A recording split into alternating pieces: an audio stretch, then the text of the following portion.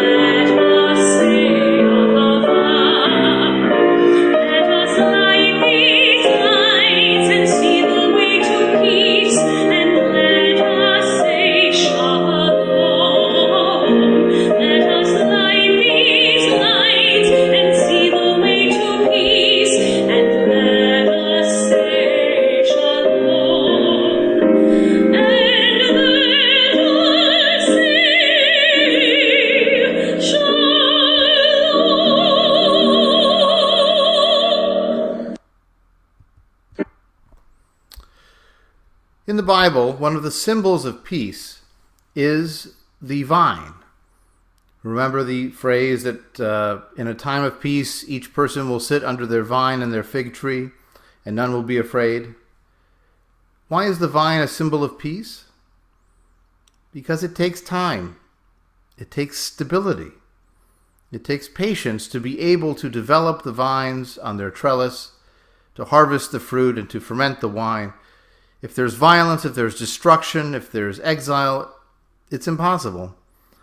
And so every time that we share wine on Shabbat, we can think of that symbolism, the power of the vine to represent the power of peace. So this evening I will sing our Kiddush in Hebrew, and then you can feel free to join me in that if you'd like, or to say the English all together after. Savri Maranan V'Rabbanan De'etmo Kidashnu et hayayin, Savri Maranan V'Rabbanan Dehayom, Baruchim Borei Pri Hagafen, Hashabat Mesamchenu, Hashabat Merapenu, Legufotenu, lenafshotenu, Hashabbat me'ashrenu, Baruchim hashomrim et yom hashabbat. The rabbis and sages of old proclaimed, we sanctify this wine. The rabbis and sages of today proclaim, blessed is the fruit of the vine. Shabbat makes us joyful. Shabbat heals us in body and in spirit. Shabbat enriches us. Blessed are those who keep the Shabbat. L'chaim, l'chaim, to life.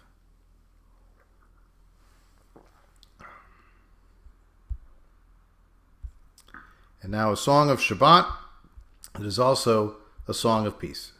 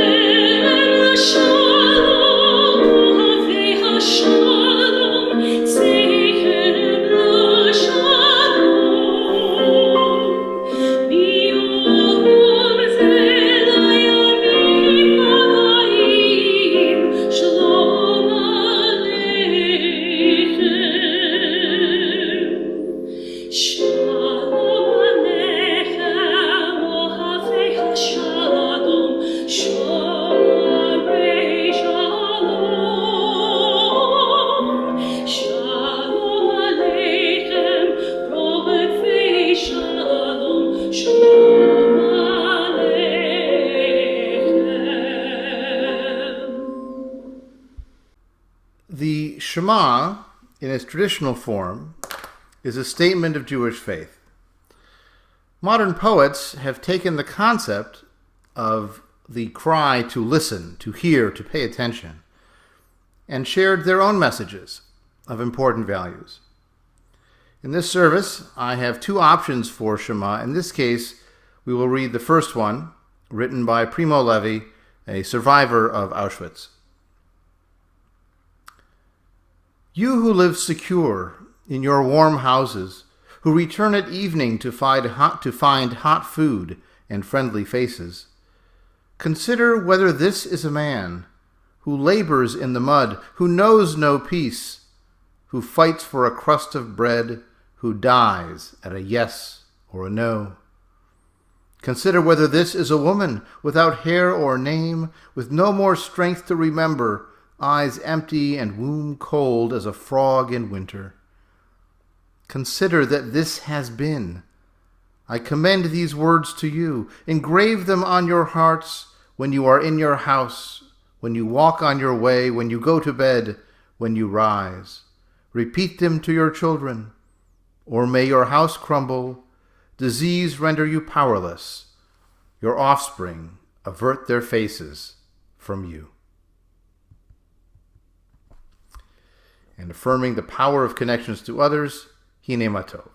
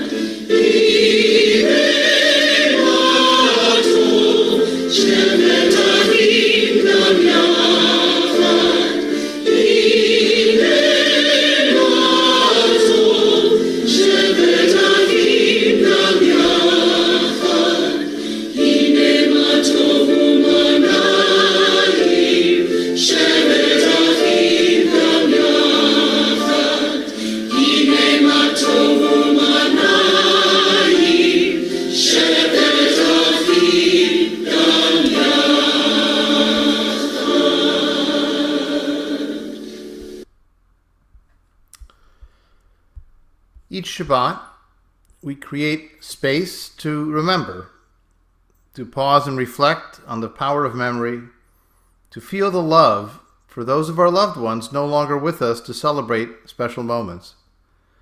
We still care for them even after they are gone, because their lives were an expression of their care for us. We are here because of them, and so we pause to reflect on their memories.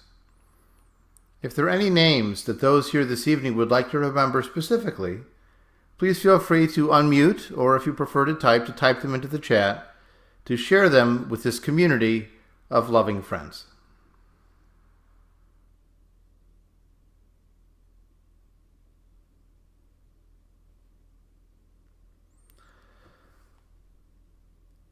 Let us pause then for a moment of silent tribute, in memory and in love of our dear departed.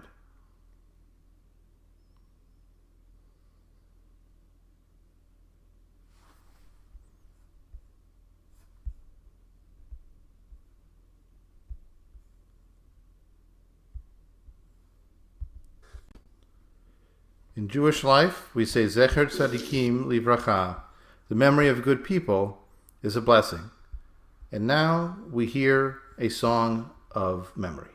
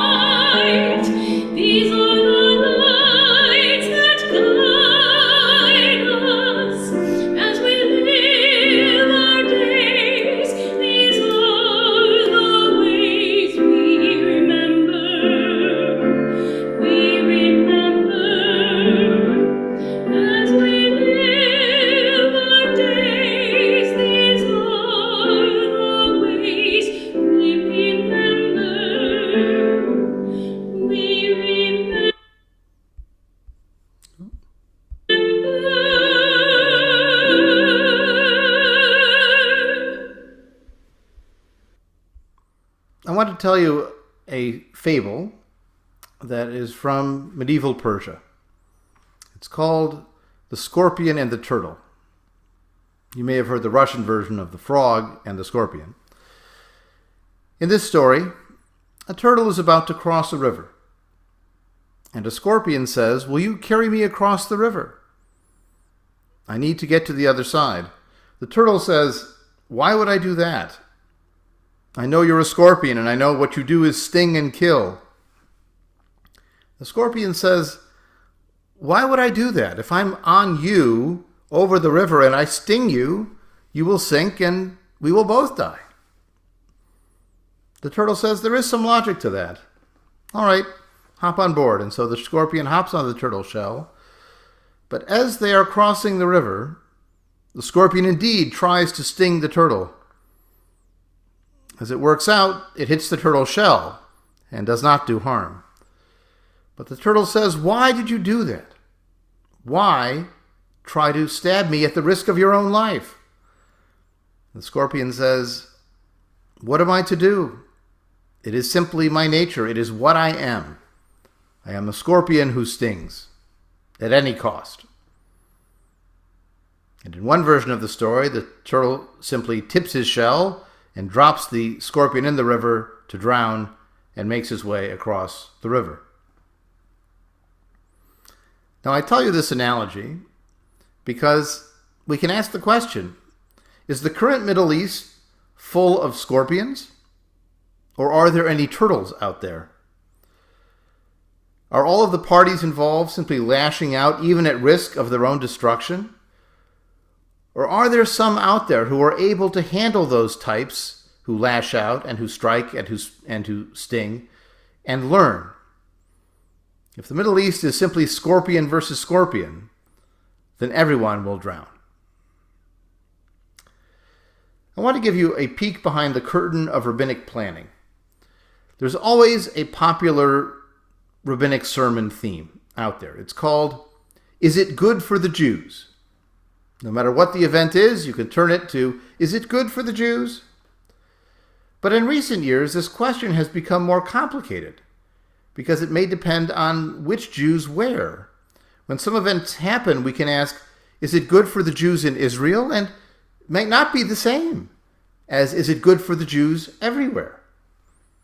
Often our interests between Israel and outside of Israel overlap, but sometimes they conflict.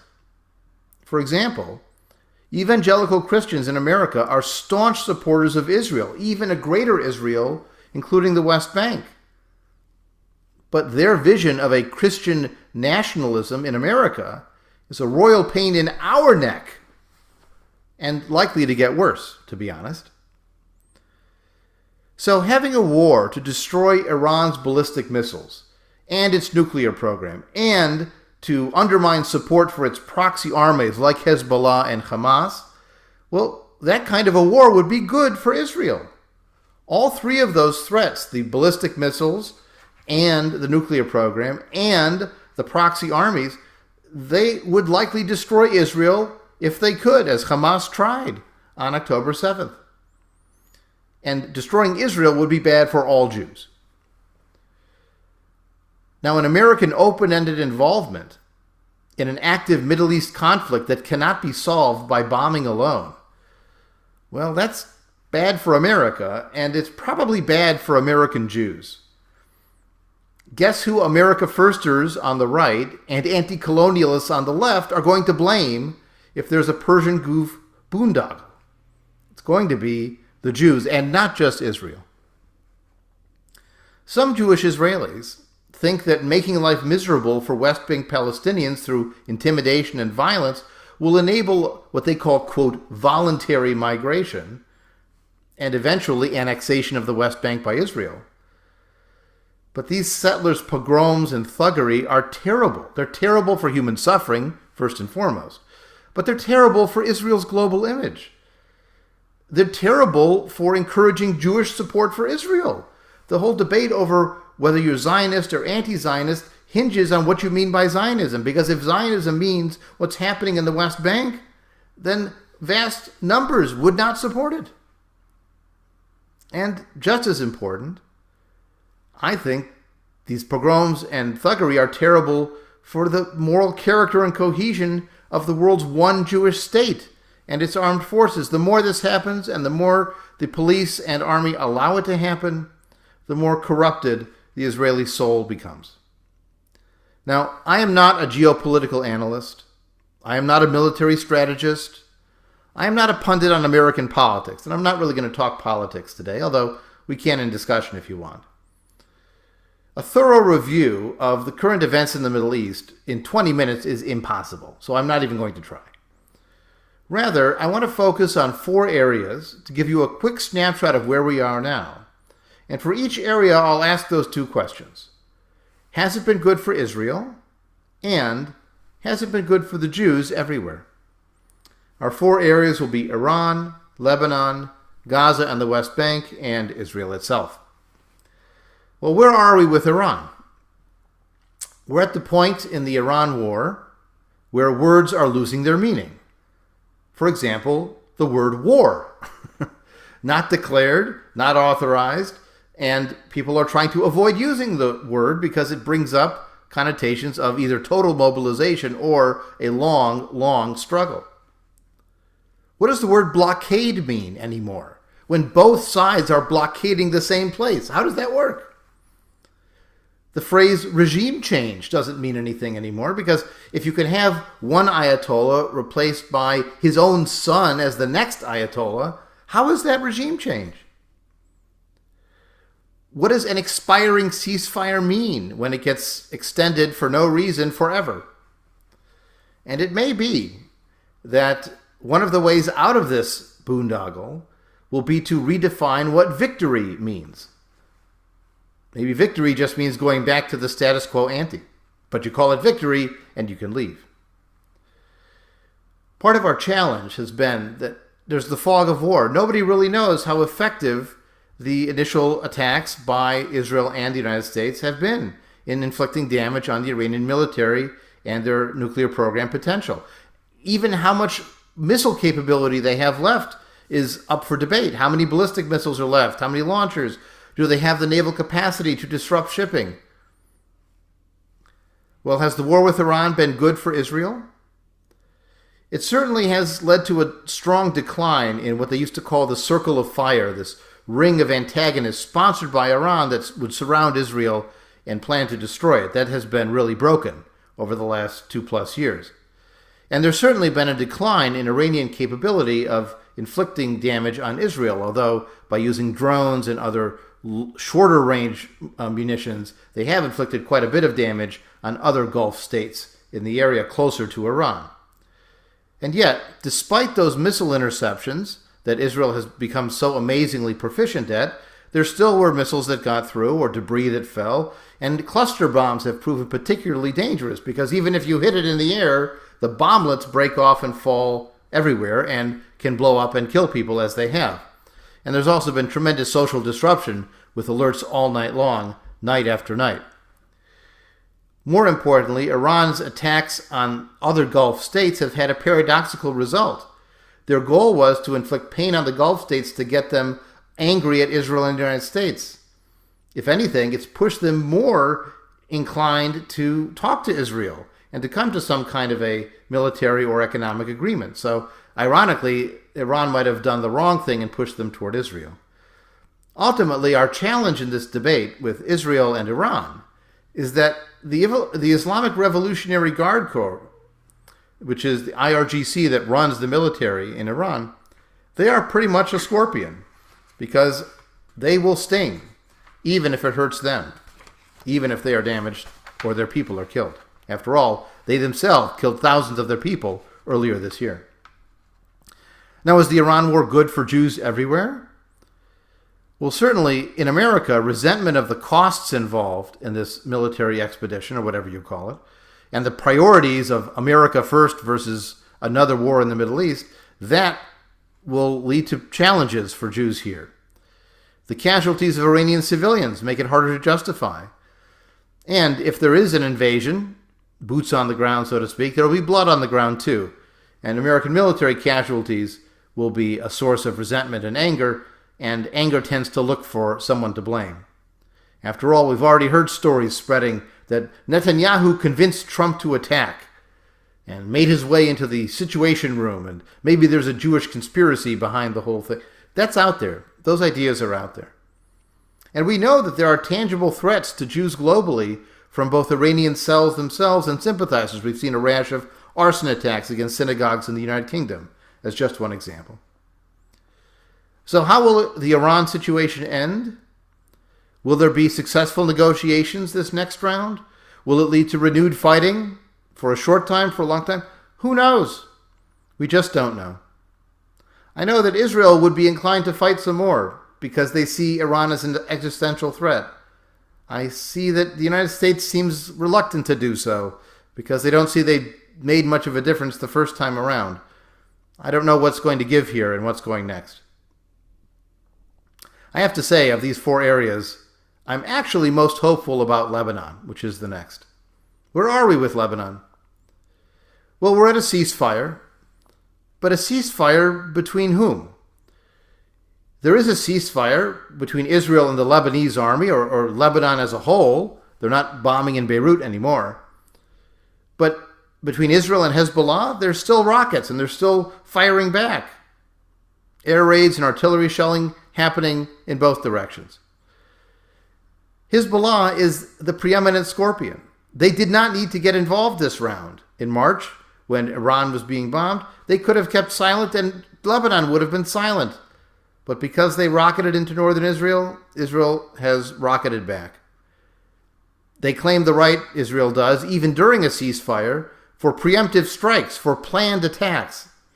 It's almost like pre-crime, where they're predicting when the crime will happen and then bombing before it does. There are peace talks going on in Washington, D.C. as we speak. But between whom? Well, it's between the Lebanese government and Israel. But the people who are fighting are Hezbollah and Israel, not the Lebanese government. Hezbollah itself has threatened the prime minister of Lebanon with death if he makes an agreement with Israel. We now have a buffer zone. You might have remembered from 1985 to 2000, there was a security zone that Israel maintained in southern Lebanon. It was a security strip, they called it. It basically was trying to keep Hezbollah away from the southern part of Lebanon south of the Litani River. It was to protect the northern communities of Israel from rockets, but of course it exposed the soldiers in that security zone to regular attacks, as has been happening in the last weeks. Of course, the other problem is Hezbollah is not just relying on anti-tank rockets that have to be short range. They now have longer rockets, even a few missiles that they can launch from much further north in Beirut or even further north in the Bekaa Valley. And so stopping the rockets locally or giving them a target in Lebanon of soldiers and bases is not solving the situation. Now, is the situation in Lebanon good for Israel?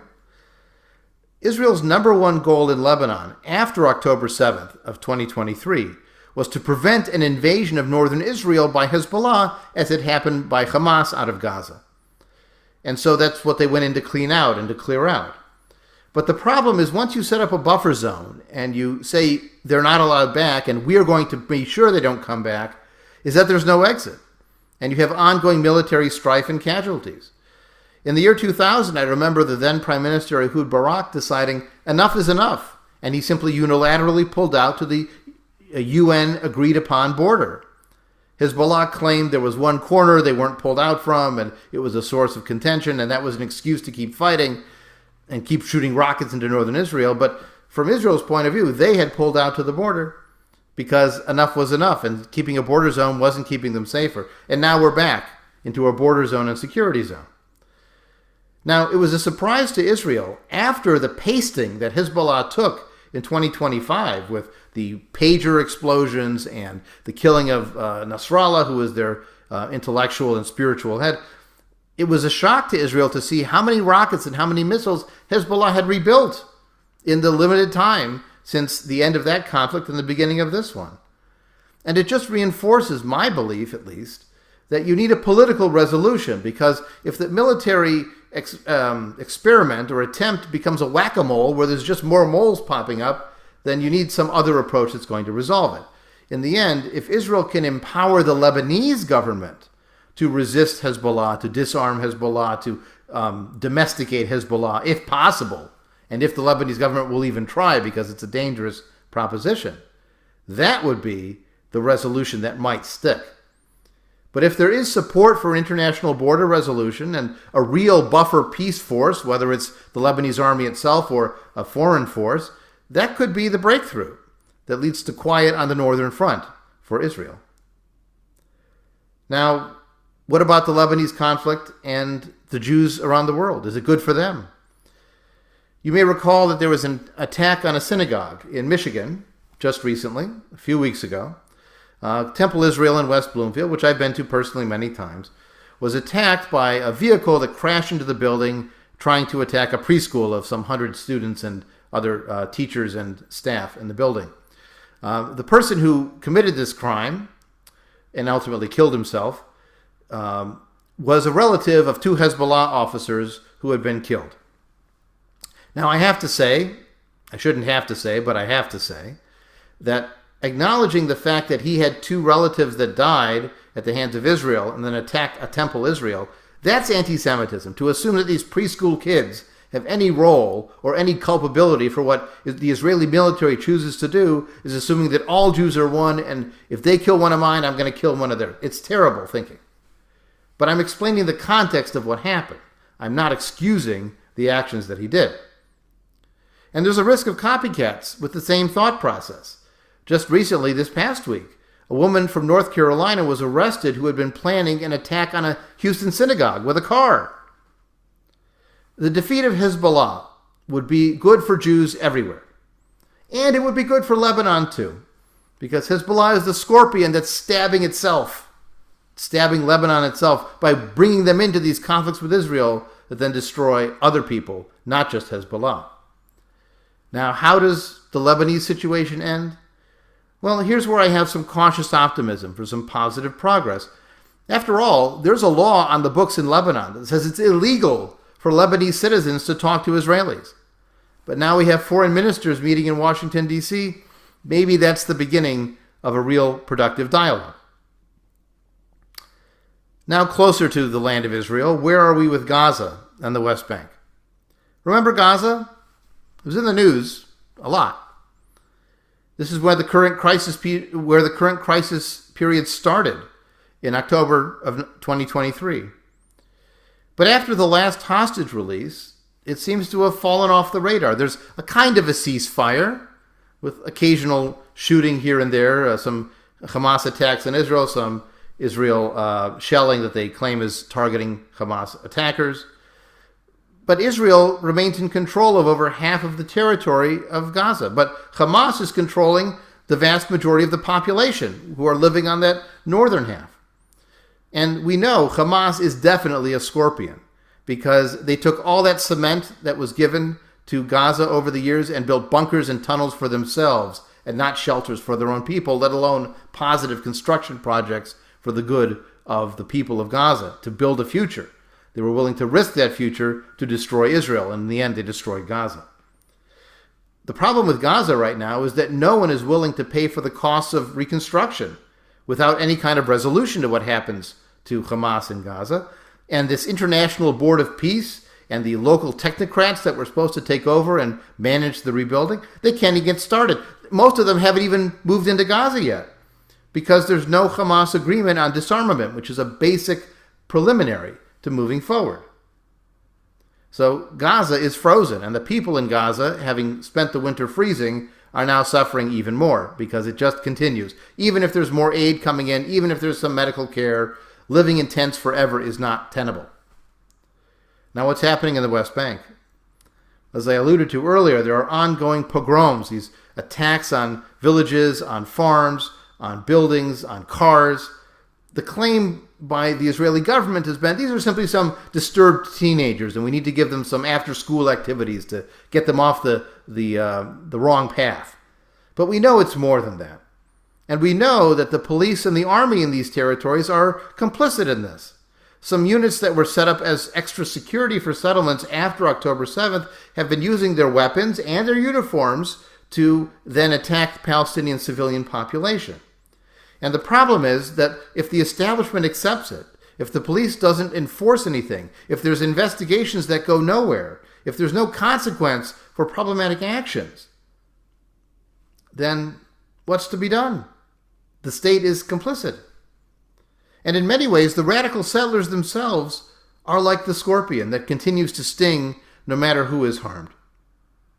We've also seen the government complicit in the expansion of settlements being legalized in the West Bank, including some settlements that were evacuated 20 years ago as hopefully a step forward to some kind of peace agreement.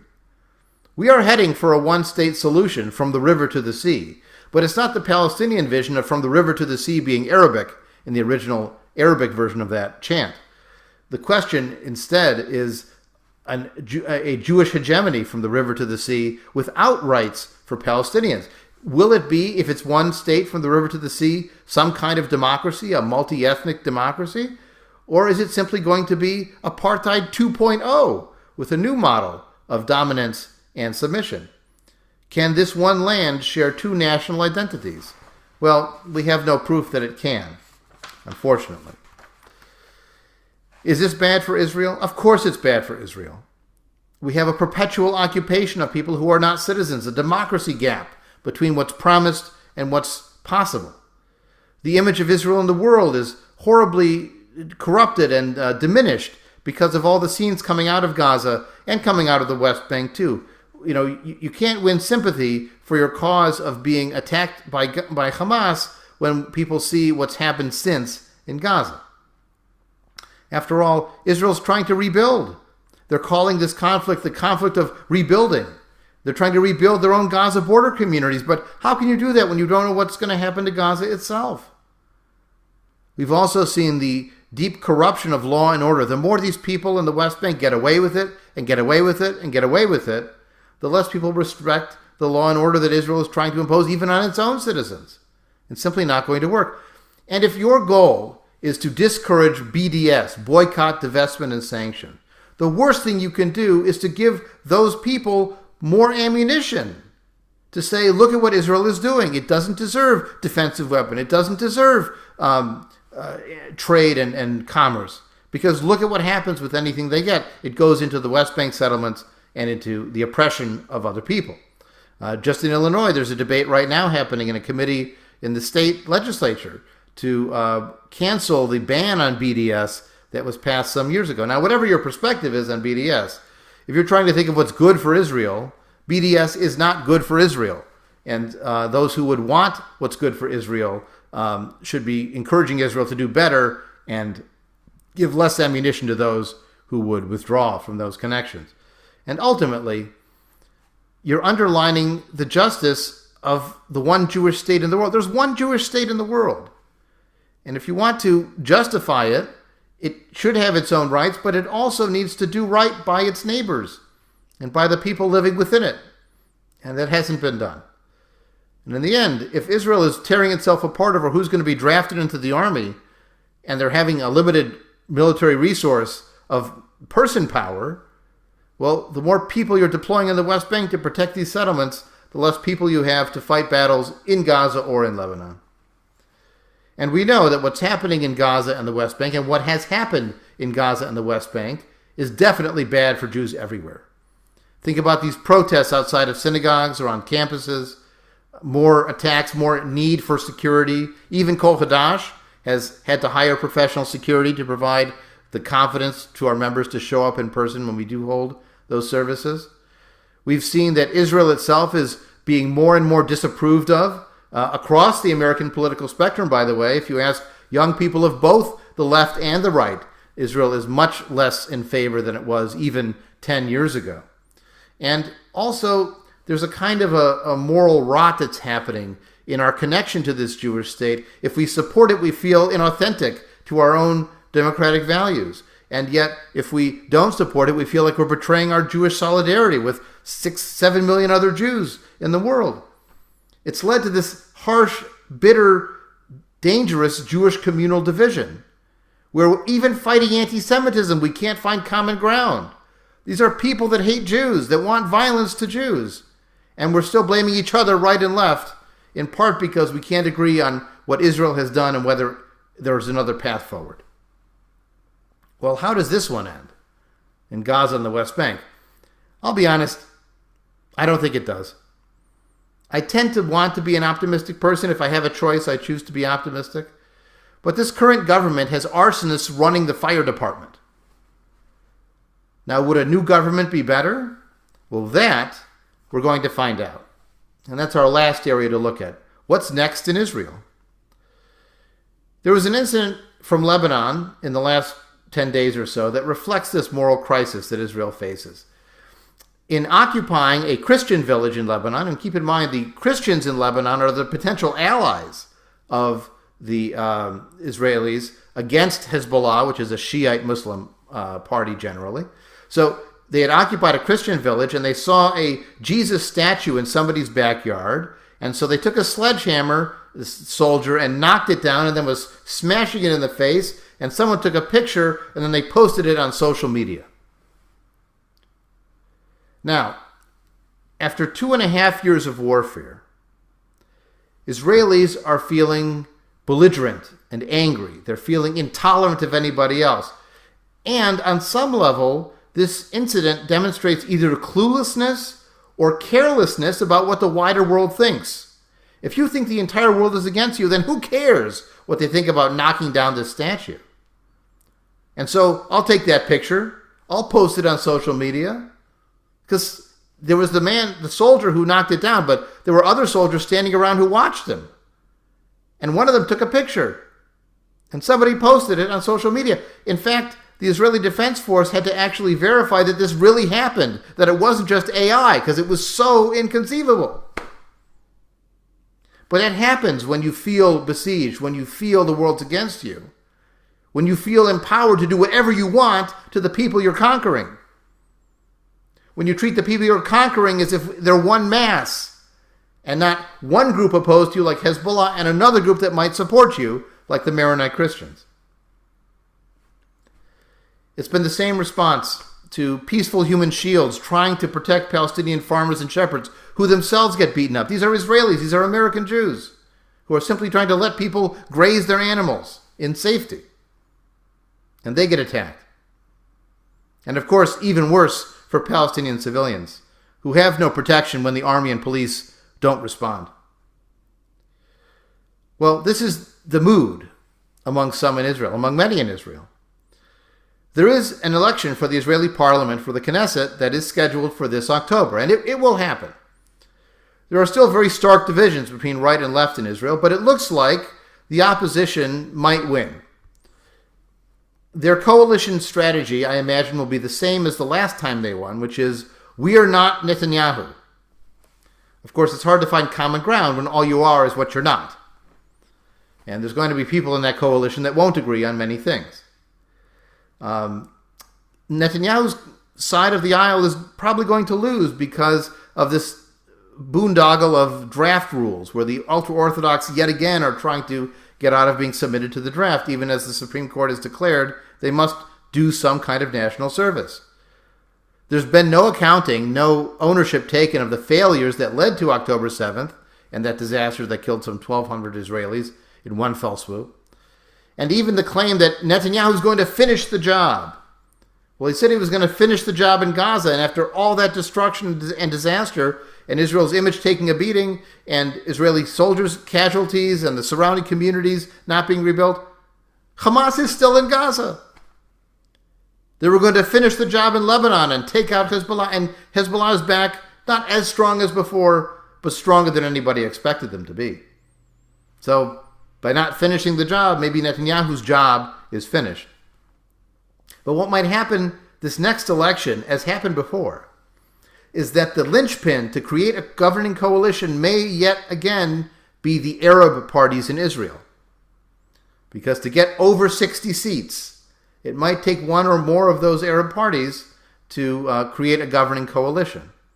And that might change quite a bit. Even the last time, it changed the emphasis of the government on funding and in security and how it handled Arab, Palestinian, and Israeli Jewish issues. I don't know how much power that coalition will have, but if they've broken the seal the first time, being in a government the second time might be even more effective for that particular community, and ideally for both sides. One of the preeminent candidates for this election to become the new prime minister was a previous prime minister named Naftali Bennett, who himself came out of the Likud party. But Bennett recently made some comments against settler violence, and he himself has been a strong supporter of the settler movement. And he also made a comment in favor of civil marriage, tweaking the nose of the Orthodox who want to maintain their monopoly. So maybe he's tacking a bit toward the center. Now, I have to warn you, opinion surveys show that there is really no popular support for peace at this time. People are simply dubious that there could be any kind of peace agreement. By the way, Palestinians as well are dubious, given their experience over the last 2 years.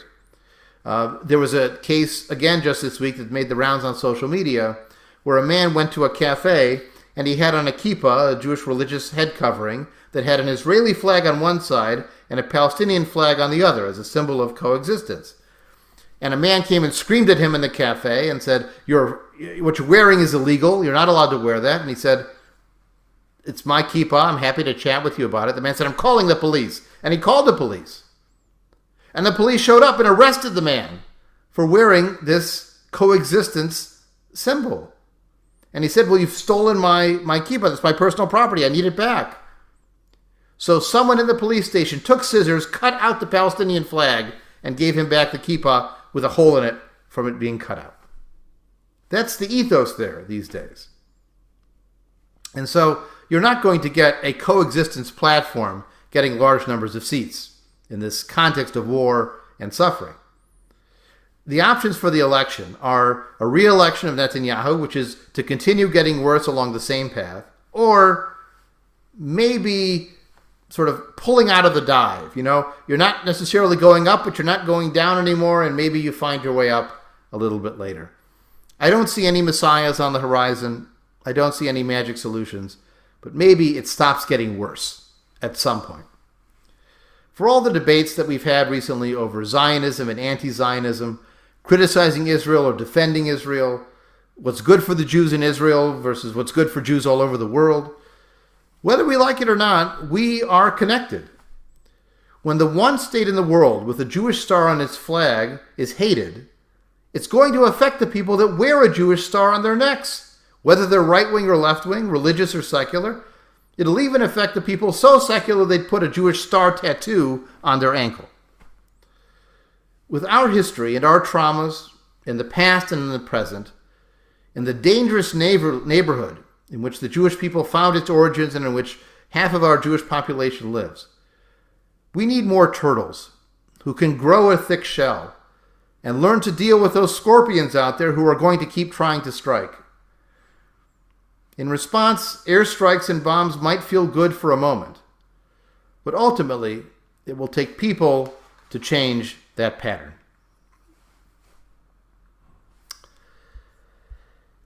So a lot of thoughts and a lot of challenging issues to deal with.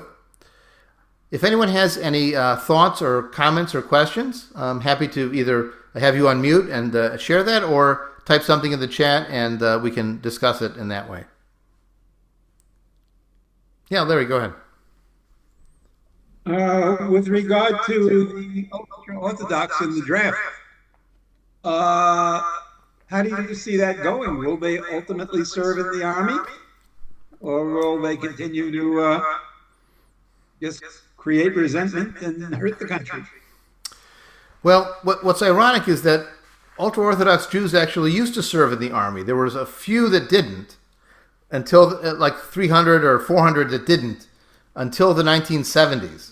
And then in the 1970s, a coalition deal gave a blanket exemption to all of them for not serving. So it is possible to serve and still be Haredi, but the hackles are up, and it's been 60 years since they served in large numbers.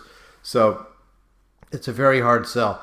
Either the Israeli government is going to have to enforce it, and there's going to be strong passive and active resistance to it, or they come up with some kind of compromise where they serve in, how do we put it, alternative national service units, whether it's construction units or national parks or border patrols or medical units, because saving a life is such a high mitzvah for traditional Jewish practice.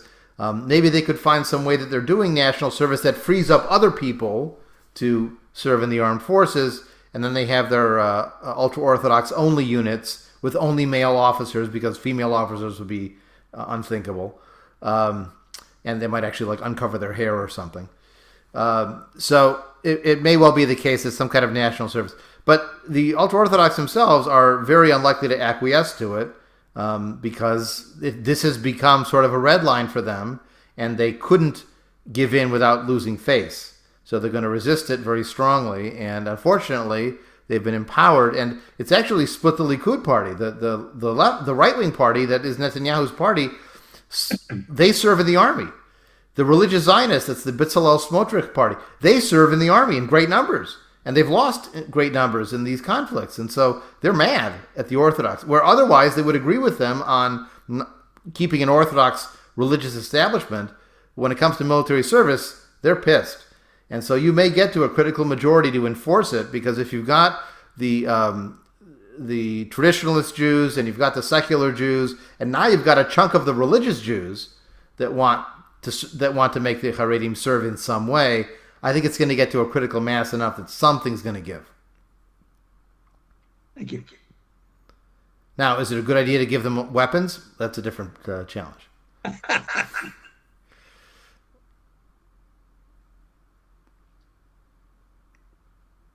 Any other comments or questions?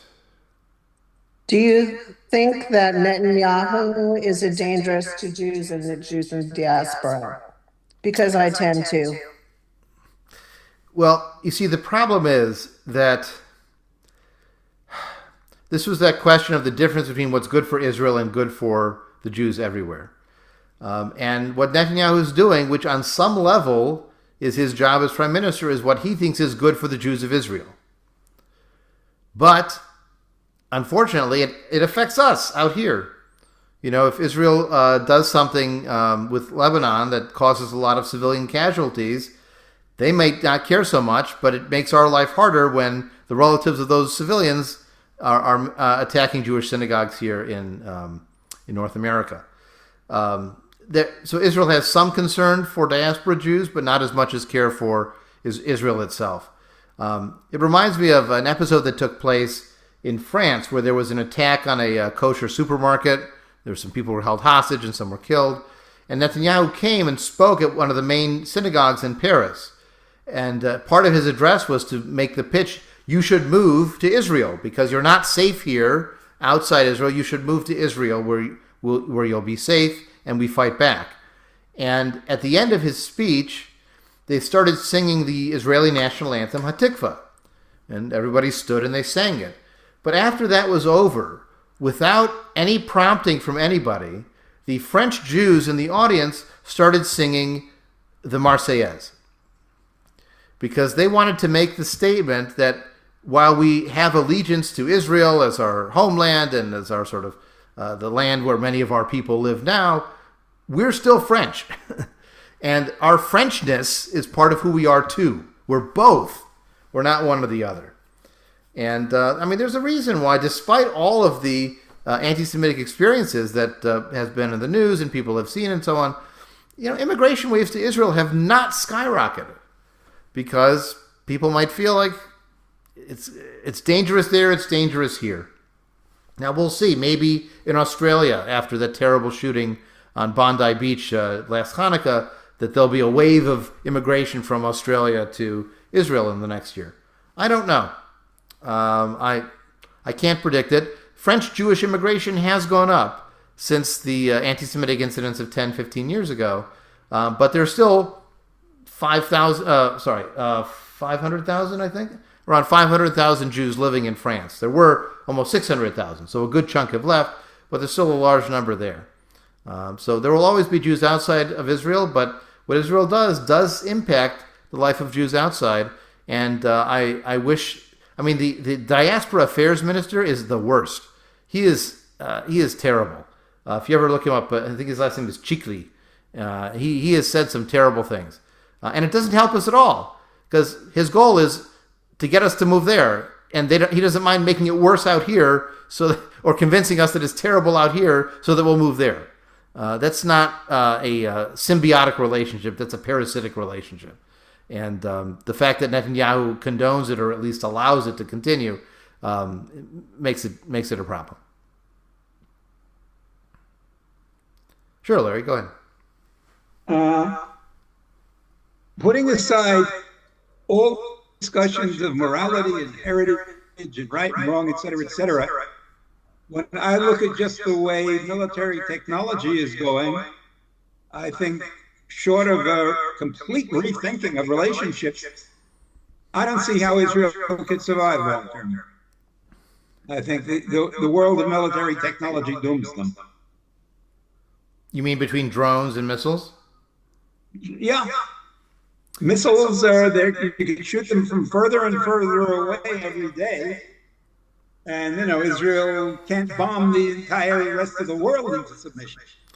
Well, what's amazing is Israel's development of defensive technology. Their missile interceptors now are big business. And what they've been able to do, to shoot a ballistic missile with another ballistic missile is amazing. They just started innovating lasers to shoot down drones. Because deploying a plane to shoot down a drone is really expensive. But getting a laser that can shoot down the drone is way cheaper. And so you can change the economic... See, the drone is cheaper than a helicopter. Because it's cheaper in equipment, it's cheaper in manpower and lives, and you can mass manufacture them and swarm them. But lasers are cheaper than drones. And if you can get an array of lasers that can take out the drones by targeting them and by overheating them or scrambling the computers or blowing a hole in the wing or whatever it is, you can take the lead. Now, it's like with computer security, right? The computer security can be as high as possible, but the attacker always has the advantage because they can study the security and try this and try that and find the holes and get through. So it's always an arms race of defense versus offense.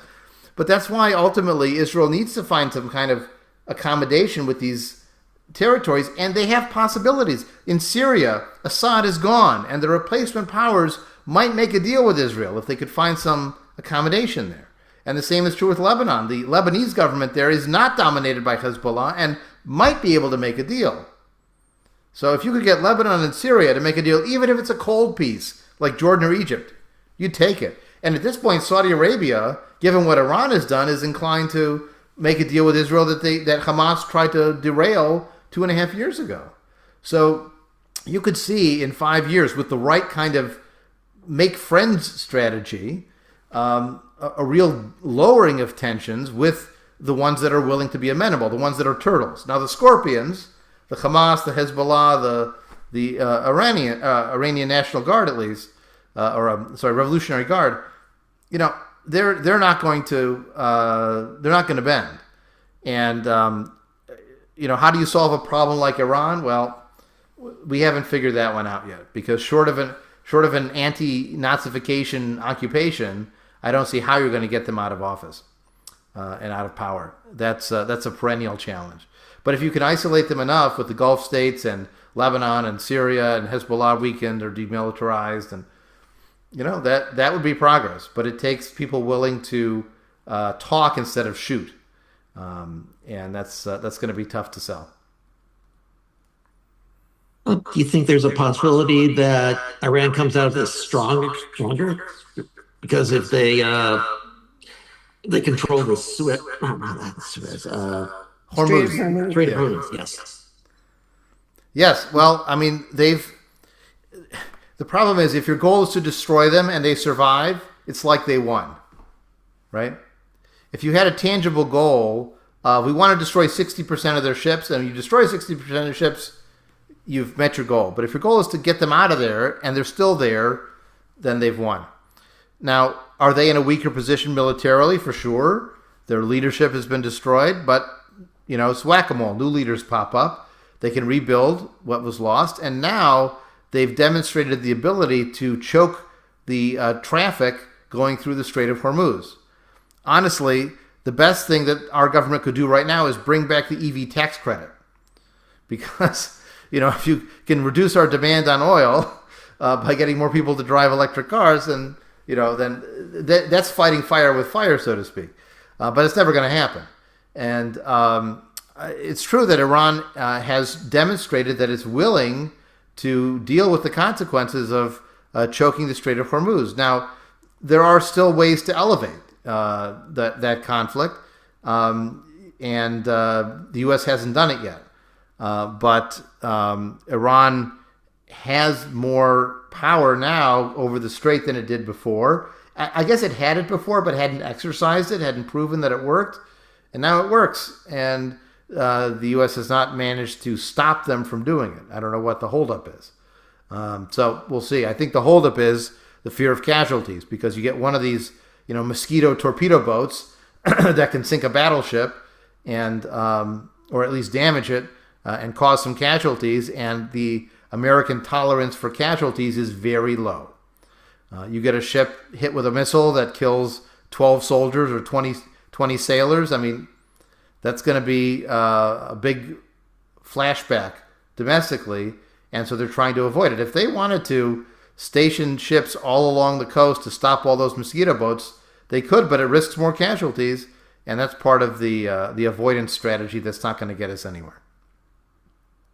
Well, I hope you at least found this, if not eye-opening, reaffirming, or giving you some new ideas to think about with regard to these areas in the world that are dealing with violence and war that has exploded in the last 2.5 years and could continue for another 2.5 years or more, who knows. But we like to think positively if we can, and sometimes to push back against the trends of history. And so that's why our closing song for tonight will be Hevenu Shalom Aleichem, we bring you peace.